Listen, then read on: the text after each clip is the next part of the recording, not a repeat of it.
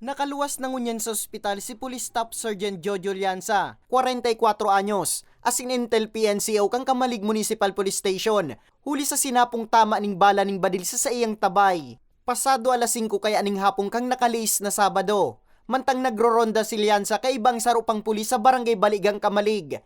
Duwang kaduda-dudang persona na lunad ding sarong motorsiklo ang nariparo ni Lianza. Kan magpurbar si Lianza naranian ang mga ini. Bigla na sa nang buminulnot ng badil ang saro sa mga sospek, asin pinaputukan ang biktima. Marikas man na duminulag ang mga sospek sa dai pa maaraman na direksyon. Mantang tulos man na idinalagan sa ospital ang lugada na si Lianza. Ikot sila sa, syempre, gusto may man ma-secure ang lugar, tapos yung mga nag-iikot man na mga suspicious looking na mga tao, masisay mi, pagdangani sa protection ng mga tao.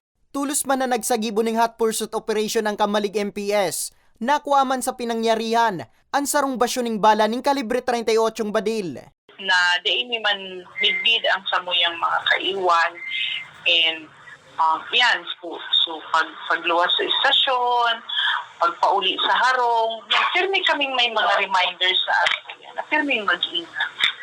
So, yan kaya lang talaga din. May mga pagkakataon, dahil talaga din makukontrol, dahil maiwasan. Sigun sa ipatura, ini ang primerong insidente ng pambabadil sa saindang personahes.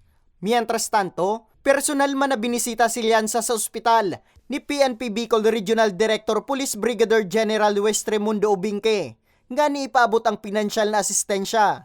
Sa presente, padagos pa ang pinagigibong investigasyon kang otoridad, nga ni mabisto ang mga kagibo. Para sa mga baretang tatak Bicol, Nomer Corporal